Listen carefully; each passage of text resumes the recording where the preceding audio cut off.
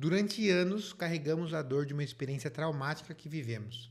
Fomos vítimas de abusos cometidos por um professor e esperamos que nossa história inspire outras vítimas a superar o medo e se sentirem encorajadas a falar. Esse vídeo aqui não é um vídeo legal.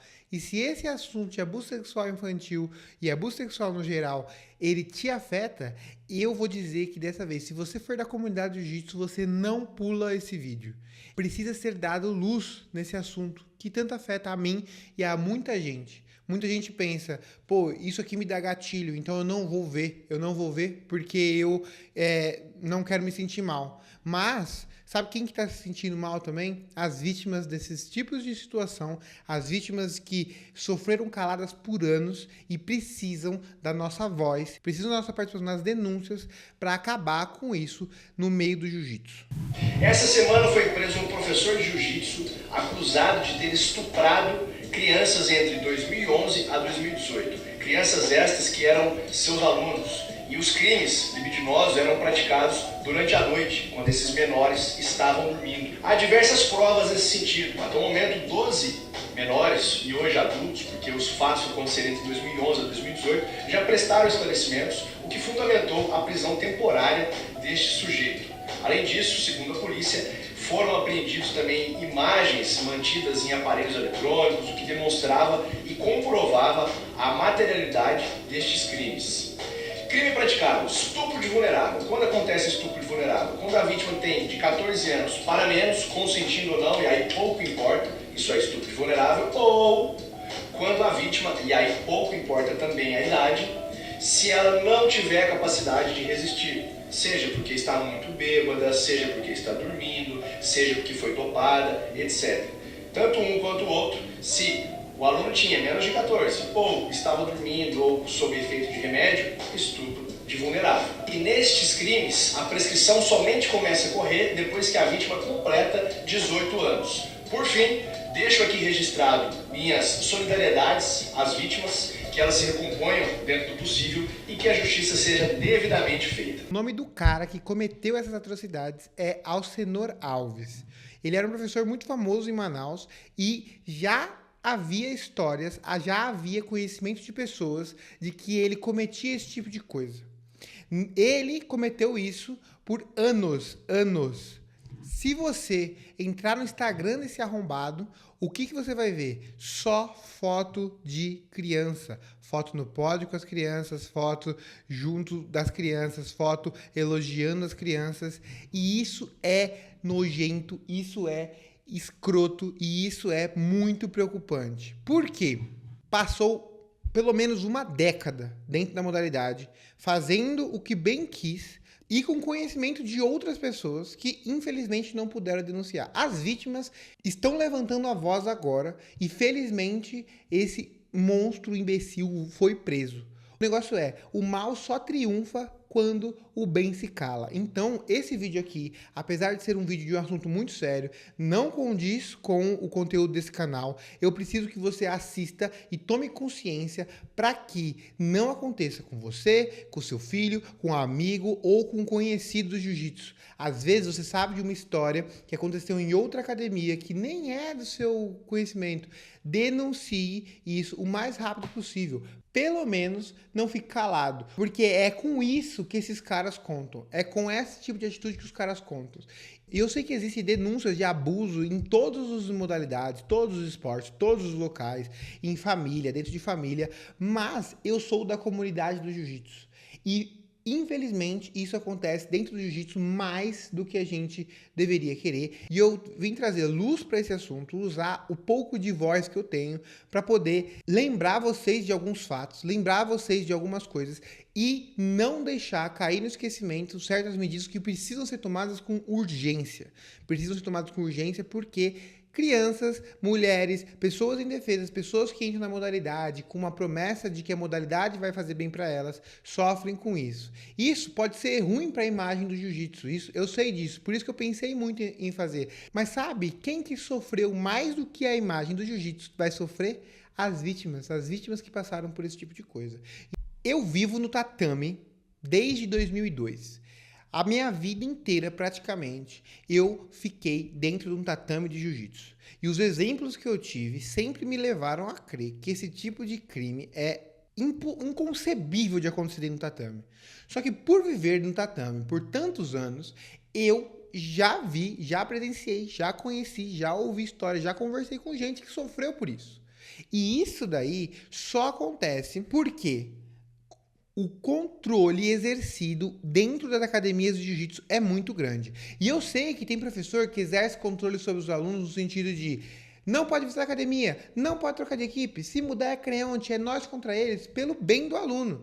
Eu sei que tem professor visando ele porque, tipo, o professor sabe que o cara lá é maldoso, o professor sabe que se ele for ele vai se machucar, o professor sabe do nível real do aluno, então é melhor que ele não faça, mas esse poder que até os caras bons dentro do jiu-jitsu possuem, dá chancela para com que esses caras exerçam controle sobre pessoas, sobre pessoas que são vulneráveis e que sofrem esse tipo de coisa. E presta atenção aqui em mim, não vai distorcer minhas palavras. Eu não estou dizendo que o professor que exerce controle sobre o aluno é um abusador. Eu estou dizendo que porque isso é normal dentro do jiu-jitsu, quando alguém faz isso dentro da modalidade, ela consegue sequestrar a mente da vítima. Ela consegue sequestrar a vítima e a vítima não consegue fazer mais nada, porque quando ela olha para fora, o que ela vê são situações muito parecidas. Então, na cabeça da vítima, o que vai acontecer é que todos os lugares serão a mesma coisa, todos os lugares serão iguais. E isso não é verdade. Igual eu falei, tem gente que faz isso pro bem do aluno? Sim, mas isso chancela os criminosos, isso chancela as pessoas ruins. A notícia que eu mostrei logo no começo desse vídeo, ela pode parecer absurda e ela pode parecer um caso isolado, e realmente é um caso isolado na modalidade, mas isso já acontece há anos. Existem inúmeros casos de denúncia de abuso sexual dentro do jiu-jitsu, existem inúmeras academias que já sumiram do mapa porque o professor foi preso, porque fulano fez isso, porque ciclano fez aquilo, e isso precisa ser relembrado, principalmente porque medidas que são tomadas no tempo de crise, elas passam. Lembra da pandemia, quando todo mundo era obrigado a usar máscara? Hoje ninguém mais usa máscara. Antigamente, na pandemia eu lembro que para mim era inconcebível ir num hospital sem máscara. E essa semana eu fui no hospital e eu fiquei sem máscara. E eu entrei no hospital e fiquei o tempo todo sem máscara. Inclusive, os médicos e enfermeiras estavam sem máscara dentro de um hospital com um monte de gente doente. Na pandemia, isso parecia inconcebível. Na pandemia, medidas foram tomadas. Na pandemia, tudo foi feito. Só que depois que passa a crise, depois que passa o boom, depois que passa o alarde, todo mundo abranda as coisas. Foi o caso que aconteceu, por exemplo...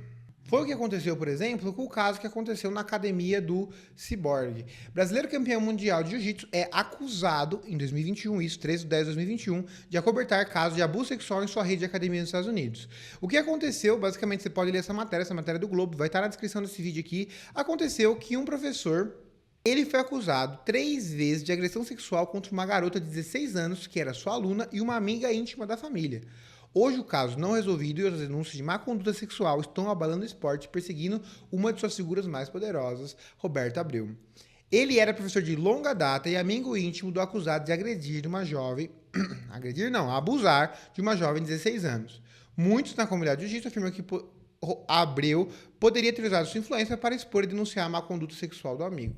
Isso recaiu sobre o Roberto, sobre o Cyborg, recaiu sobre o Wagner Rocha, que é um cara medalhista do ECC, e quando aconteceu, o Mojacin, que era o organizador do ECC, falou que foi assim, absurdo, não sei o quê, eu vou cortar relações com o Cyborg, meu Deus do céu, né? Coisa horrível que aconteceu.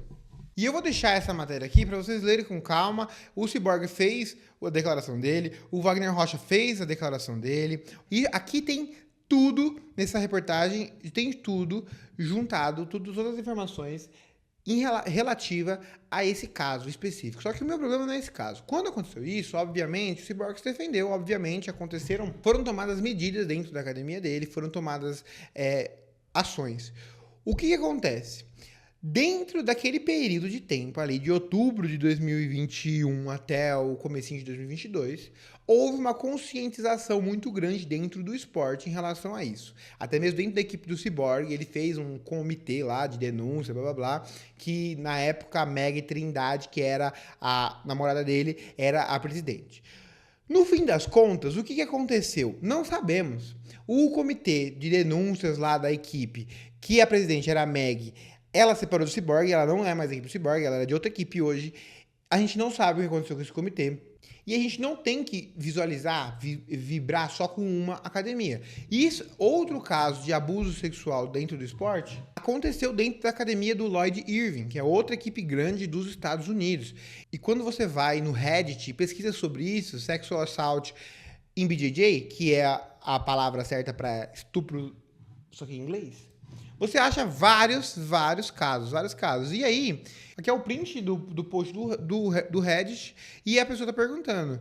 Eu tenho uma amiga, mulher, em dezembro foi estuprada por um membro da sua academia. Depois de 4 meses fora, eu estou de volta a uma outra academia dos Estados Unidos que tem classes só para mulheres, né? Classes só para mulheres. E a pessoa tá perguntando se as pessoas sabem disso, costumam saber disso. Na minha cidade, que é Cotia, um professor sumiu do mapa porque mandou foto pelado para uma adolescente de 14 anos que era aluna dele. E a mãe era delegada e sumiu do mapa. O que acontece? Dentro do jiu-jitsu, essas histórias acontecem. E eu, dentro desse documento aqui, eu juntei outras histórias, outros links. Pessoas que são grandes dentro da comunidade que foram responsáveis. Vou deixar esse link na descrição desse vídeo.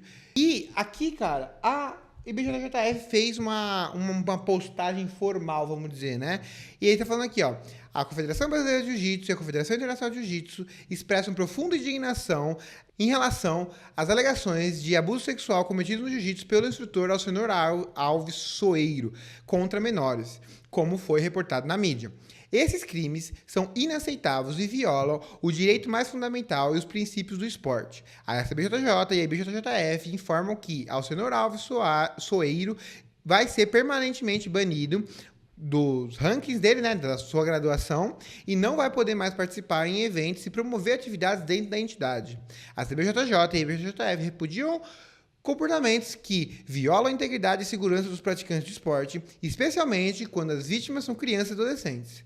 Nós elogiamos atletas que tiveram a coragem de expor as situações de violência que eles sofreram, permitindo que outras vítimas também se sintam encorajadas para reportar os seus atormentadores. A CBJJ e a IBJJF esclarecem que todos os casos de abuso serão tratados rigorosamente e reafirmamos o compromisso para garantir a segurança, ética e respeito e ambientes respeitosos em todas as suas atividades.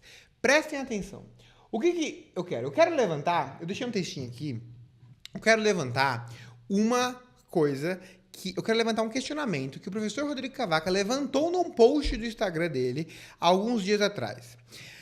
O Cavaca falou assim, ele exigiu um atestado de antecedentes criminais para todos os praticantes federados, e não só os praticantes não só as pessoas que vão ser professores, mas todos que vão praticar a modalidade. Então você vai se cadastrar na modalidade da IBJJF e você vai ter que dar um atestado de antecedentes criminais.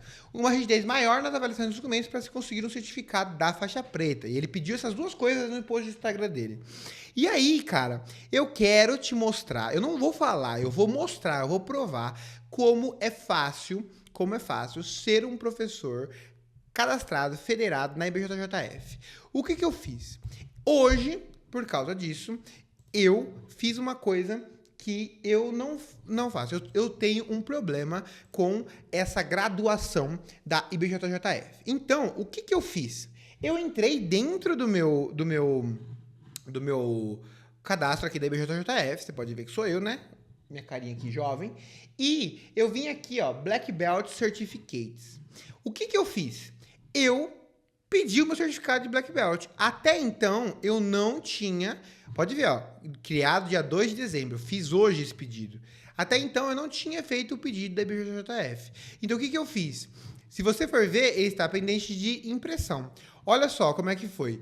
Eu entrei com meus dados, minha academia, meu professor, que está aqui, e aí a minha faixa, né? Então, aqui, o meu primeiro registro de faixa preta foi realizado em fevereiro de 2016, eu fui graduado faixa preta em 2014, só que eu só entrei na IBJJF em 2016. Atividade como faixa preta nos anos de 2017 e 2024, estará apto a receber o terceiro grau em fevereiro de 2025, quando completar 9 anos de idade de faixa preta, caso mantenha ativo na CBJJ e IBJJF. O negócio é, o que eu tive que mandar? Eu tive que mandar um certificado de primeiros socorros, eu tive que mandar o curso de árbitro. E aí eu paguei R$900. E foi isso. E aí você fala assim, não, demorou, né? Demorou, pelo menos demorou. Presta atenção aqui comigo. Eu vou abrir o meu e-mail, cheio de mensagens. Olha só. Eu fiz o pedido de diplomação de faixa preta, solicitação iniciada. Deixa eu ver aqui. Essa aqui, ó. Solicitação iniciada. Tá aqui, ó. Bonitinho, ó. Solicitação iniciada. Que horas foi isso? Se você olhar a hora aqui no cantinho, aqui, ó. Aqui onde está meu mouse, em cima de mim. 4:02. 4:12. A minha solicitação já tinha sido aprovada. 4:12. Aqui, ó. Só ficou o pagamento pendente. Sua solicitação de diploma faixa preta foi analisada e aprovada para efetivação. 4:12. Às 4:17, eu era um faixa preta diplomado. Porque eu recebi meu diploma de faixa preta e em 2 de dezembro recebemos os pagamentos de diplomação. Os detalhes do seu diploma seguem abaixo, impressão pendente. E aí, minha transação no PayPal. O que acontece? Presta atenção aqui em mim. Até hoje cedo, aqui na minha conta da IBJJF, aparecia assim, Black Belt, porque eu não tinha certificação da IBJJF, porque eu sou contra essa certificação aqui. Só paguei essa porra aqui pra fazer esse vídeo, pra mostrar como é fácil de ter a certificação da IBJJF. Eu competia, eu fazia as minhas carteirinhas, eu estava afiliado a uma equipe, mas eu não estava como competição. Em 15 fucking minutos, eu sou um faixa preta certificado pela IBJJF. Vocês acham que isso realmente é um certificado que vale? Cara, eu vou dizer assim, óbvio que vale, né? Porque a IBJJF é a confederação mais top que tem. Só que qual que é o problema disso aqui? O problema disso aqui, cara, é que... Presta atenção em mim aqui. Olha pra mim. O problema disso aqui é que qualquer um consegue fazer. Aí você pode falar... Ah, mas você fez o curso de primeiros socorros? Ah, você fez o curso de arbitragem? Não é tão simples assim. E eu vou mostrar pra vocês. Eu poderia ter tido esse certificado em menos de 24 horas se tudo tivesse dado certo. Se você olhar aqui, ó... Meu certificado de conclusão do curso extraordinário de regra da IBJJF. 3/10. Tá? Foi um dia, 2 horinhas, fiz o curso, tirei 80%, aqui embaixo tem o meu score, tirei 80% da prova, tô certificado. Aqui em cima, curso de primeiros socorros. Eu fiz o curso de primeiros socorros com a minha amiga Carol, e ele foi no dia 7 de outubro. Se eu tivesse feito esse curso de modo online, porque tinha opção, eu fiz com a minha amiga, mas tinha opção de eu fazer ele online. Se eu tivesse feito esse curso no mesmo dia do certificado do IBJJF, que era possível, em 24 horas eu estaria certificado da IBJJF. E aí você pode falar, não, mas você tem um histórico na IBJJF desde lá atrás, porque você tem suas carteirinhas desde faixa, sei lá que faixa você tem lá a carteirinha, então é óbvio que é a IBJJF. Mas eu não poderia ter cometido algum crime nesse período, pô. De 2016 a 2024 eu não poderia ter cometido algum crime. Eu não poderia ter inclusive sido preso por causa desse crime. Eu não poderia ter agredido alguém, cometido algum ato contra uma pessoa, sido preso, sido acusado, sido voltado, sido restabelecido no jiu-jitsu. Ah, mas aí o que acontece? Você, cara, você está certificado por uma academia durante todos esses anos. Eu não poderia ter pago para poder entrar aí dentro de alguma equipe. Eu não poderia ter ameaçado algum professor que eu conheço, que sabe da minha má índole. Assim, eu não tô indo muito longe. E eu não quero também ficar botando muito cenário meio maluco aqui na cabeça de vocês. O que eu quero dizer, o que eu tô falando é muito fora da realidade para o cara exigir um atestado de antecedentes criminais. Hoje esse questionamento foi levantado novamente no perfil do VF Comunica com uma postagem da Kira. Que é aqui, ó. Levando a discussão mais longe, é crucial abordar o banimento de indivíduos com antecedentes criminais comprovados. São inúmeros relatos de abusos contra mulheres e agressões que não levaram a ações efetivas, permitindo que esses indivíduos continuem competindo e até dando aula. Cara, muita gente continua sendo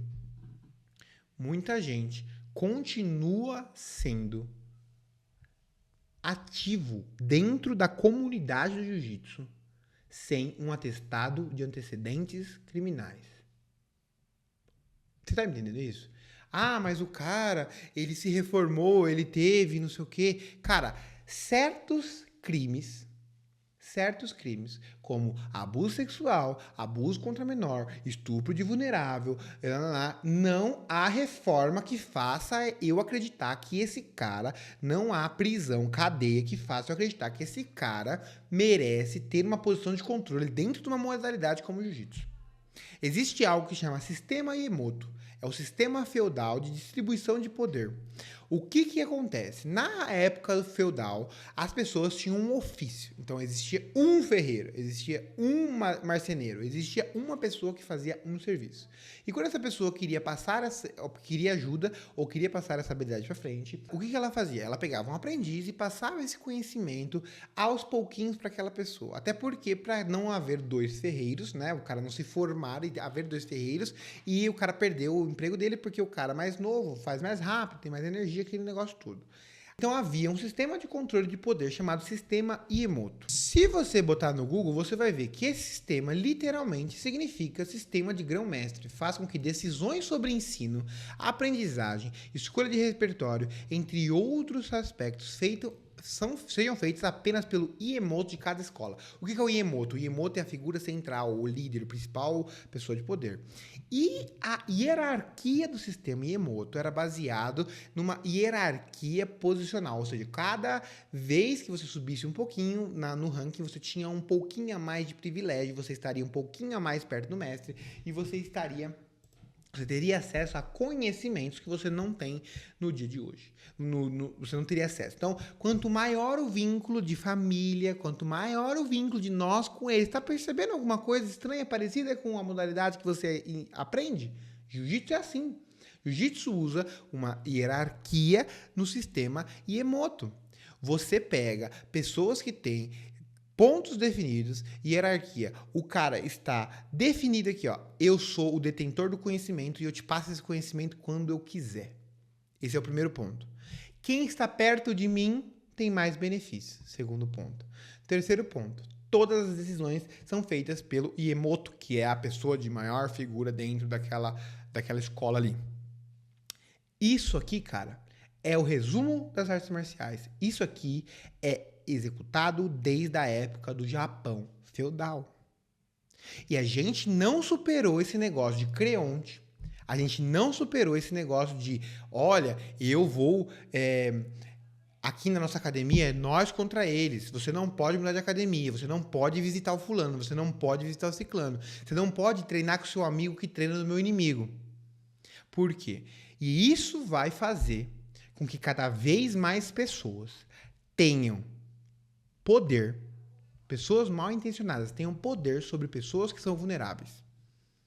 Esse vídeo aqui ficou longo, eu espero que você tenha assistido até aqui, eu espero que você compartilhe esse vídeo. Porque eu preciso que essa mensagem chegue aos ouvidos de todo mundo. Porque as pessoas estão tendo esses problemas porque existem outros problemas enraizados na modalidade. Não é todo mundo que é mal intencionado no jiu-jitsu, não. Mas os mal intencionados se aproveitam desses benefícios que eles ganham em relação a outras pessoas.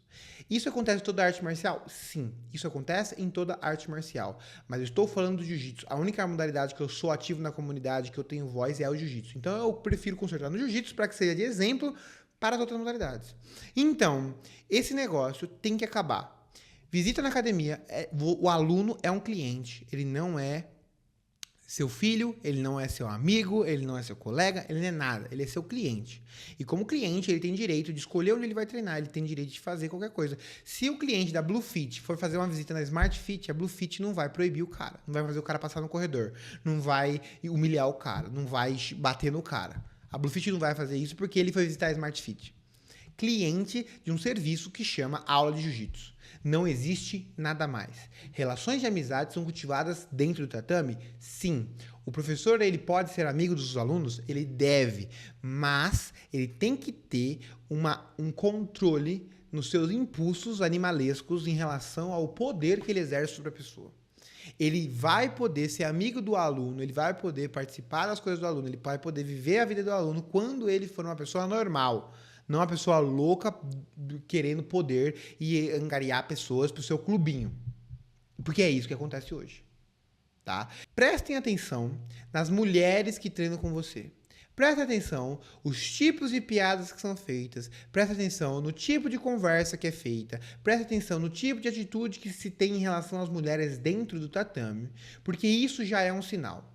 As mulheres, elas recebem convites para aulas particulares gratuitamente para que aprendam coisas novas. E por estarem empolgadas da modalidade, elas são trazidas cada vez mais para perto e ficam cada vez mais isoladas e ficam cada vez mais isoladas da turma e cada vez mais ela tem menos poder para poder sair das garras desse predador.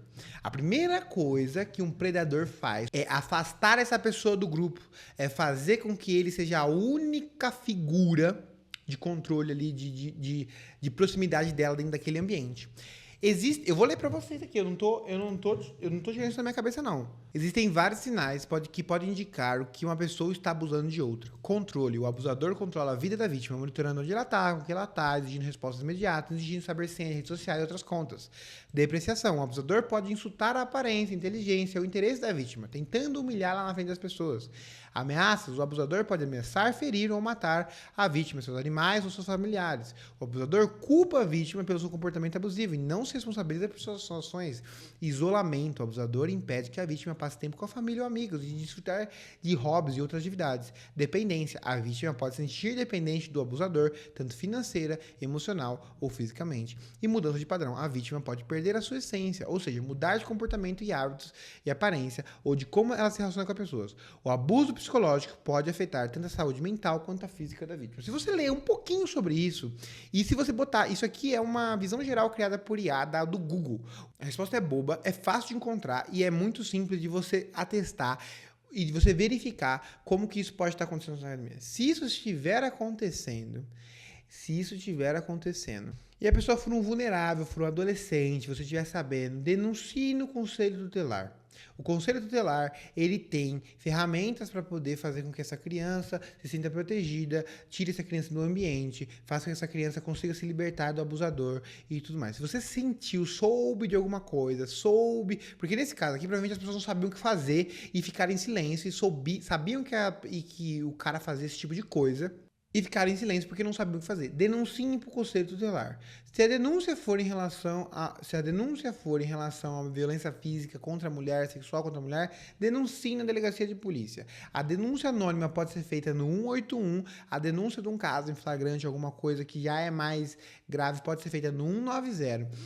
E não é necessário uma prova concreta para você denunciar. A justiça aceita praticamente qualquer tipo de prova, como, por exemplo, o testemunho das pessoas, de como era a conduta sexual, de como ela agia, de como ela fazia. E, nos casos, não tem prova material sobre aquilo lá, a palavra da vítima é a que importa. Então, acreditem nas pessoas que contam alguma coisa, que se falam incomodadas, elas vão começar. Se você for uma pessoa que tem proximidade com alguma pessoa, já denunciou levemente, ajude essa pessoa a se livrar dessa pessoa horrível.